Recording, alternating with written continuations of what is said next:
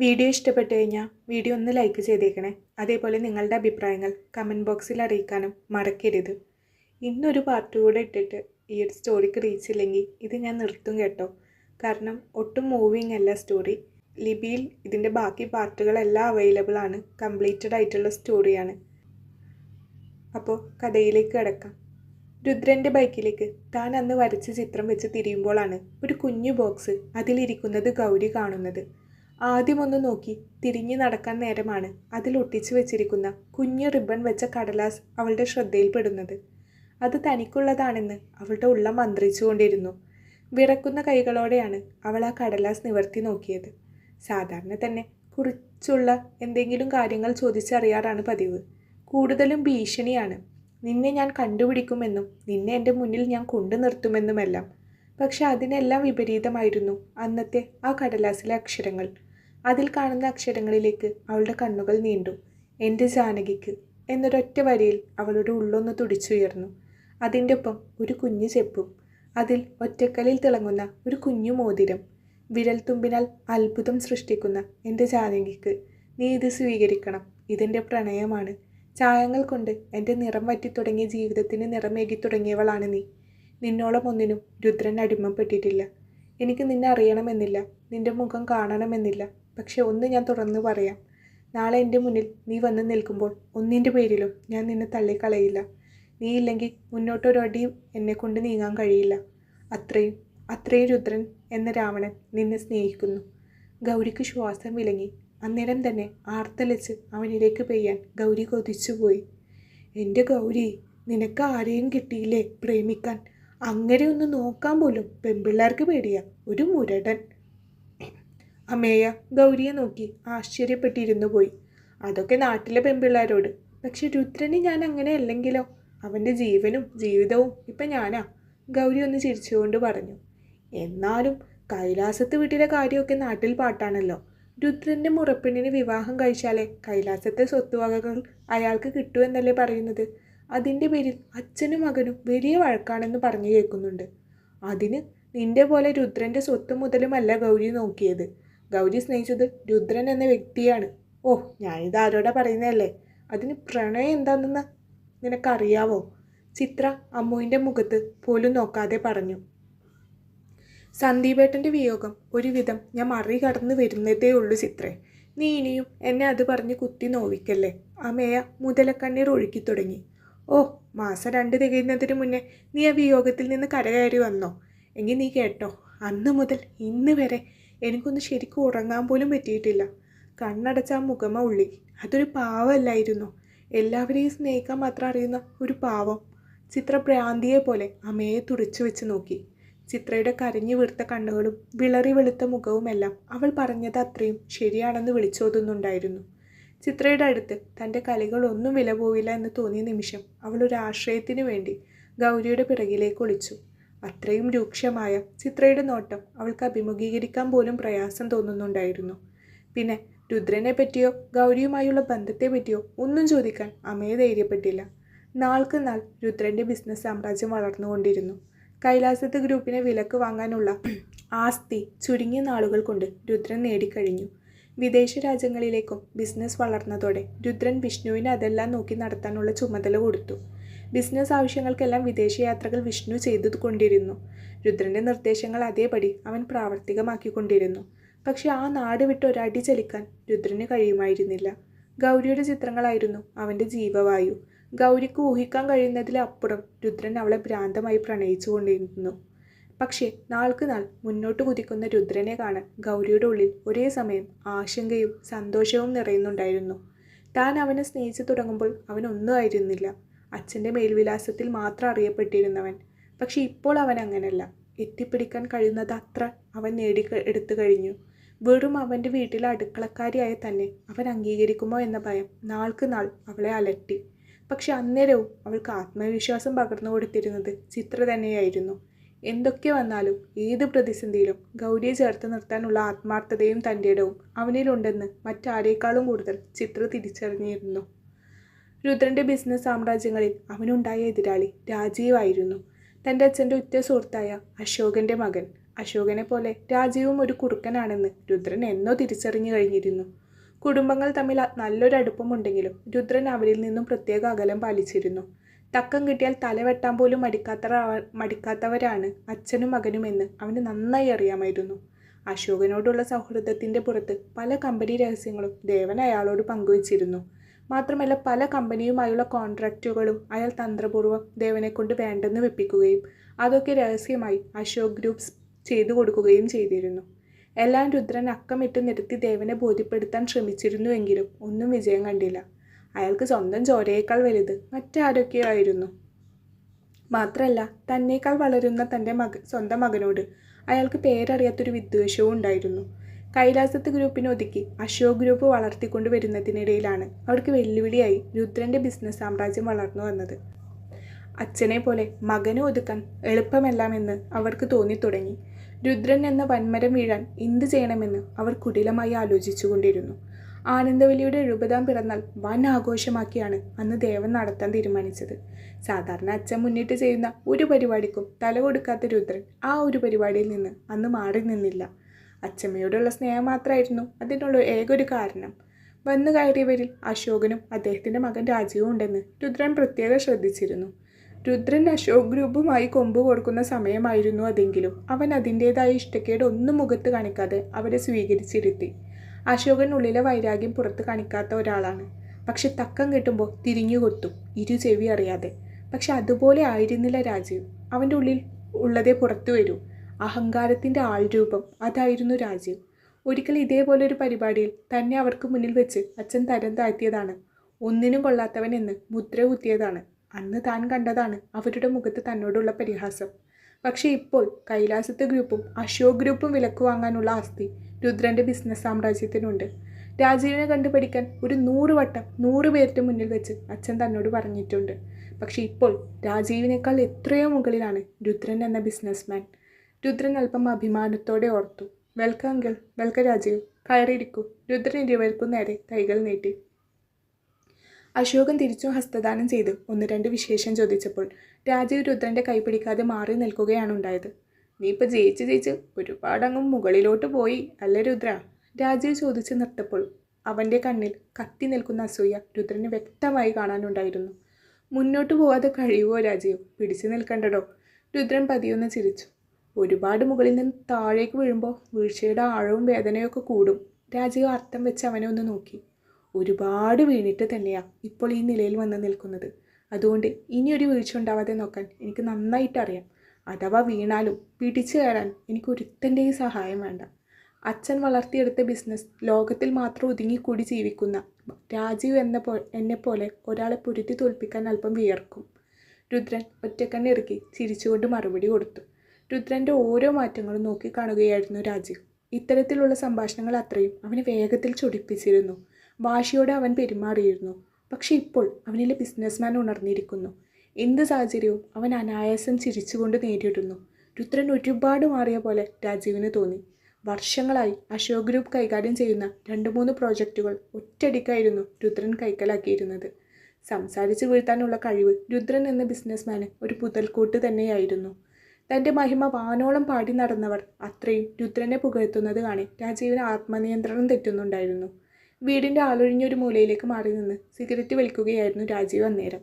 അവൻ്റെ ഉള്ളിൽ മുഴുവൻ രുദ്രൻ്റെ ബിസിനസ് തകർക്കാനുള്ള കുടിലമായ ചിന്തകളായിരുന്നു. ഗൗരി, നീ ആ പാത്രങ്ങൾ അടുക്കി വെച്ച മുറിയിൽ നിന്ന് ഒരു വലിയ കുടുക്കങ്ങ എടുത്തിട്ട് വാ. അടുക്കളപ്പുറത്ത് നിന്നും കേട്ട ഏതോ ഒരു സ്ത്രീ ശബ്ദത്തിലായിരുന്നു രാജീവിൻ്റെ ശ്രദ്ധ തിരിഞ്ഞത്.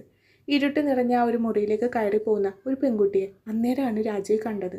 കല്ലിൽ കൊത്തിവെച്ച ശില്പം പോലെ ഒരുവൾ. രാജീവിൻ്റെ കണ്ണുകളൊന്ന് ചുരുങ്ങി.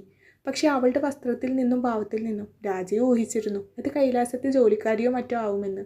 രാജീവിൻ്റെ ഉള്ളിലെ ചെകുത്താൻ പതുക്കെ ഉണർന്നു തുടങ്ങി.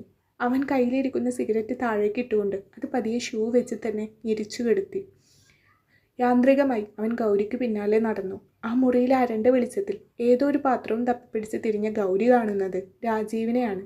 അതാണ് ഇരുവരുടെയും ആദ്യത്തെ കൂടിക്കാഴ്ച. രാജീവ് അവളെ അടിമുടി ഒന്ന് നോക്കി. ഗൗരിയുടെ പുരികക്കുടികൾ രാജീവിൻ്റെ നോട്ടത്തിൽ ഒന്ന് വളഞ്ഞുപോയി.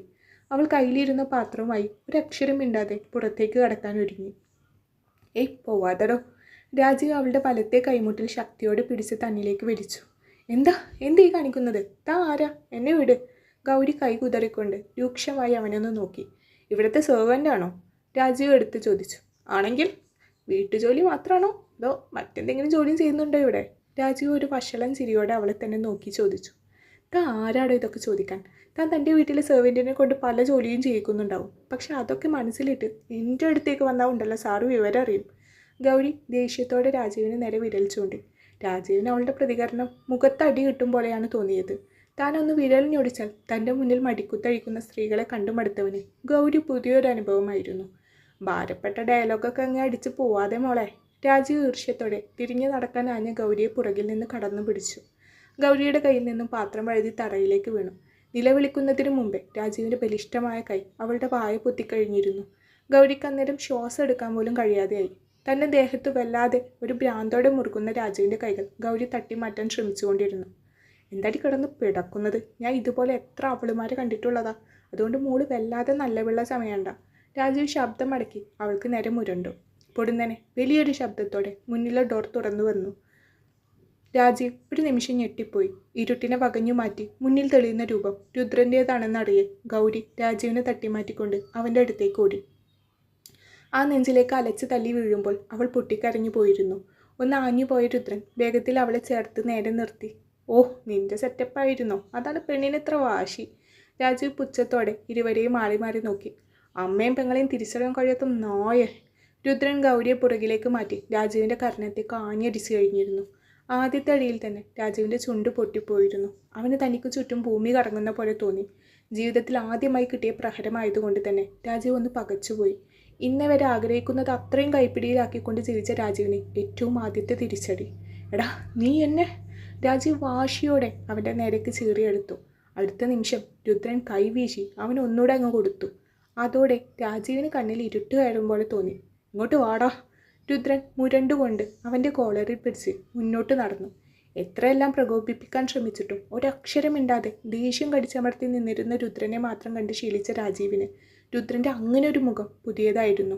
ഹാളിൽ തിങ്ങി നിറഞ്ഞു നിൽക്കുന്ന ആളുകൾക്കിടയിൽ വെച്ച് തന്നെ രണ്ടെണ്ണം കൂടെ പൊട്ടിച്ച് രുദ്രൻ രാജീവിനെ കൈലാസത്തെ ഉമ്മറത്തേക്ക് അങ്ങ് ഇട്ടു.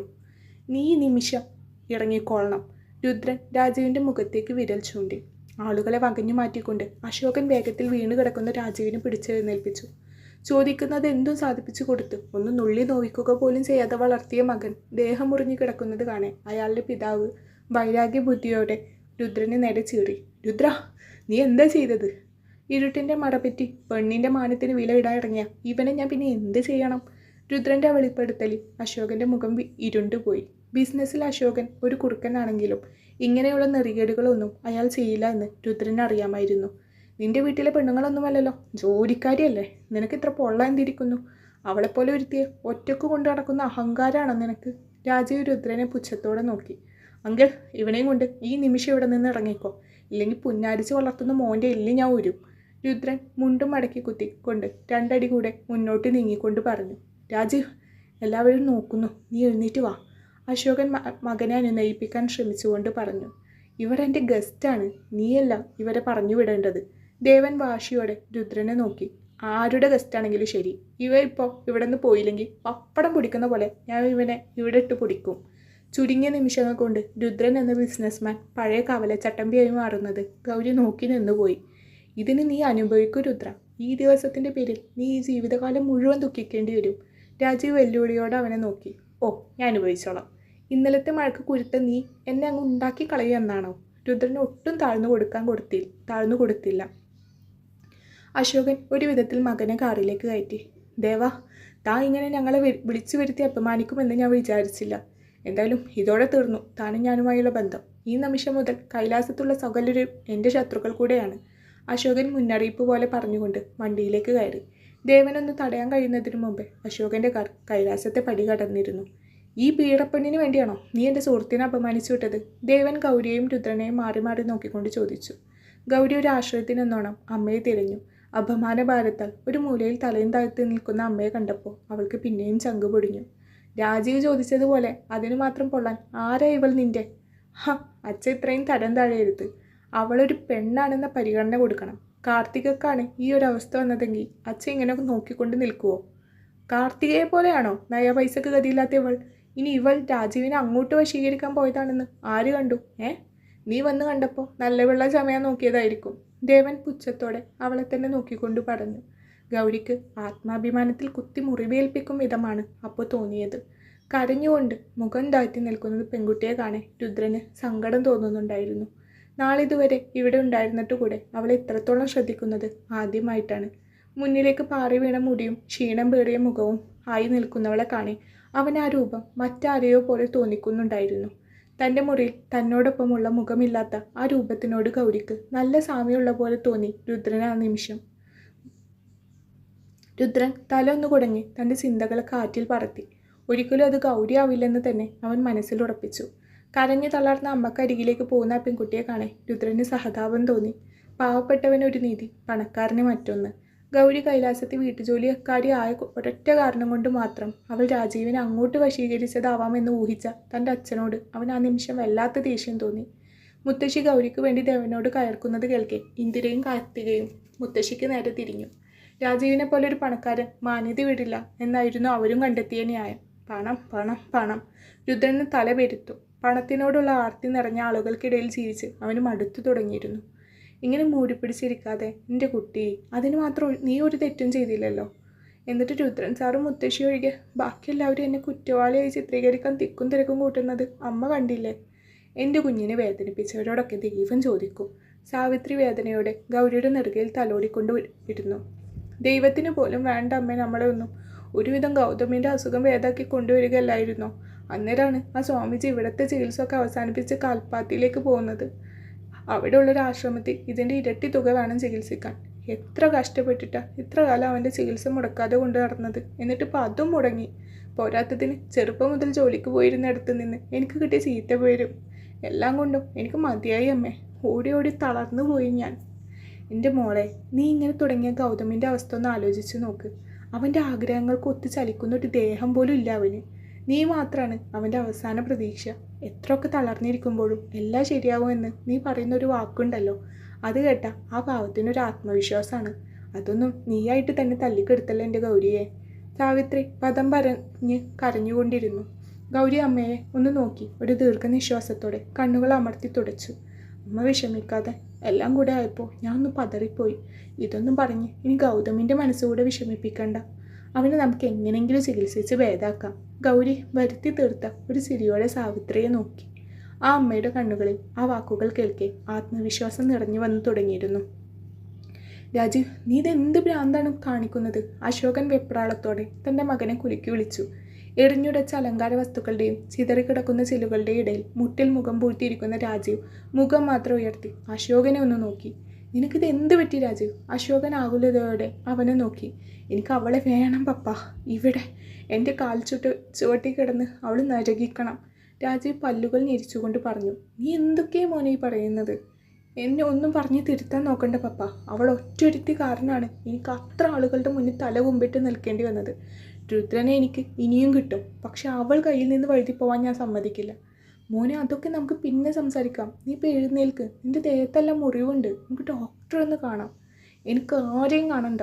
അവളെ വേണം എനിക്ക്. അവളെ വേണം. ഒരു ദിവസം കൊണ്ട് അവൾ രക്ഷപ്പെട്ടു പോകരുത്. എൻ്റെ ഭാര്യയായി എനിക്ക് കിട്ടണം അവളെ. ജീവിതകാലം മുഴുവൻ എനിക്ക് വേദനിപ്പിക്കാൻ അവളെടുത്ത തീരുമാനത്തെക്കുറിച്ച് ഓർത്ത് അവൾ കരയണം. രാജീവിൻ്റെ കണ്ണുകളിൽ പകയെരിഞ്ഞു തുടങ്ങി. മോനെ, ഒരു വാശിപ്പുറത്ത് നിൻ്റെ ജീവിതം അങ്ങനെ ഒരു പീഡപ്പെണ്ണിനെ വിവാഹം ചെയ്ത് നശിപ്പിക്കണോ? അശോകൻ എടുത്ത് ചോദിച്ചു. എൻ്റെ ജീവിതം എനിക്ക് ഇഷ്ടമുള്ള പോലെ ഞാൻ ജീവിക്കും. പക്ഷേ അവൾ ഒരു നിമിഷം പോലും സന്തോഷത്തോടെ ജീവിക്കാൻ പാടില്ല. അതിന് അവൾ എൻ്റെ കൂടെ തന്നെ വേണം. ഇതിന് അച്ഛൻ എതിരി നിന്നാൽ പിന്നെ രാജീവിൻ്റെ ശവമായിരിക്കും നിങ്ങളൊക്കെ കാണുക. പക ഒരു മനുഷ്യനെ എത്രമാത്രം ബുദ്ധിശൂന്യമാക്കുമെന്ന് ആ നിമിഷം അശോകൻ തിരിച്ചറിയുകയായിരുന്നു സ്വന്തം മോനിൽ നിന്ന്. ഒറ്റ മകൻ എന്നൊരു കാരണം കൊണ്ട് ആഗ്രഹിക്കുന്നത് അത്രയും നടത്തി കൊടുത്തും അവൻ്റെ ചെറിയ ചെറിയ വാശികൾക്ക് അത്രയും കൂട്ടുനിന്നും തെറ്റായിപ്പോയി എന്ന് ആ നിമിഷം അശോകന് തോന്നി. പക്ഷേ രാജീവ് അന്നേരവും മനസ്സിൽ പല പദ്ധതികളും ആസൂത്രണം ചെയ്യുകയായിരുന്നു. ഗൗരിക്കുള്ള വല രാജീവ് വിരിച്ചു കഴിഞ്ഞിരുന്നു. വിവരമില്ലാത്തവർ എന്തെങ്കിലും പറഞ്ഞെന്ന് കരുതി നീ ഇങ്ങനെ തുടങ്ങിയാലോ ഗൗരിയെ? ആനന്ദവല്ലി നിറഞ്ഞു വരുന്ന അവളുടെ കണ്ണുകൾ പതിയെ തുടച്ചു കൊടുത്തു. ആത്മാഭിമാനത്തിനേറ്റ ആദ്യത്തെ അടിയ മുത്തശ്ശി. പെട്ടെന്നൊന്നും അത് മനസ്സിൽ നിന്ന് പോവില്ല. ഗൗരി വിതുമ്പിക്കൊണ്ട് പറഞ്ഞു. ഇനി നിന്റെ ആത്മാഭിമാനത്തിൽ തൊടാൻ ഒരുത്തനും വരില്ല. എൻ്റെ കുഞ്ഞു നോക്കിക്കോളും വരുന്നവന്മാരെ എല്ലാം. ആനന്ദവല്ലി ചെറിയ ചിരിയോടെ പറഞ്ഞു. നീയാണ് അവനെ മറിഞ്ഞിരുന്ന് പ്രണയിക്കുന്നത് എന്ന് അറിയാതെ തന്നെ രുദ്രൻ നിന്നെ ഒന്ന് തൊട്ടപ്പോൾ നിനക്ക് വേണ്ടി പ്രതികരിച്ച് ആ ചെറുക്കനായിട്ട് തല്ലി ചതച്ച്. അപ്പോൾ അവൻ ഇത്ര കാലമായി തിരഞ്ഞ് നടക്കുന്നത് നിന്നെയാണെന്ന് അറിയുമ്പോൾ ഉള്ള അവസ്ഥ ഒന്ന് ആലോചിച്ച് നോക്കും മോളെ. നിന്നെ എൻ്റെ കുഞ്ഞ് കൈവെള്ളയിൽ കൊണ്ട് നടക്കും. നിൻ്റെ ഈ പ്രയാസവും കഷ്ടപ്പാടും എല്ലാം അതോടെ മാറും. ദേവൻ സാറും ഇന്ദിരാമ്മയും എല്ലാം എന്നെ അത്രമാത്രം തരം താഴ്ന്നൊരു പെണ്ണായിട്ടാണ് കാണുന്നത്.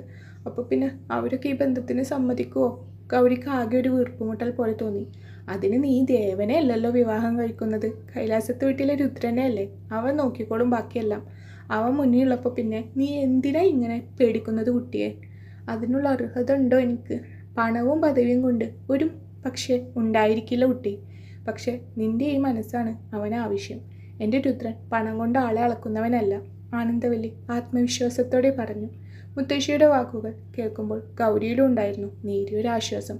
പക്ഷേ മുറിക്ക് പുറത്തു നിന്ന് തങ്ങൾ സംസാരിച്ചതെല്ലാം കേട്ട കാർത്തിക വാർത്ത വള്ളിപുള്ളി തെറ്റാതെ സ്വന്തം അമ്മയുടെ ചെവിയിലെത്തിക്കാൻ ആ സ്ത്രീക്കരികിലേക്ക് അന്നേരം ഓടുകയായിരുന്നു കാർത്തിക. തുടരും സൂര്യകാന്തി. നിങ്ങൾ കഥ ഇഷ്ടപ്പെട്ടിട്ടുണ്ടെങ്കിൽ ഒന്ന് വീഡിയോ ലൈക്ക് ചെയ്തേക്കണേ. അതേപോലെ നിങ്ങളുടെ അഭിപ്രായങ്ങൾ കമൻറ്റ് ബോക്സിൽ അറിയിക്കാൻ മറക്കരുത്.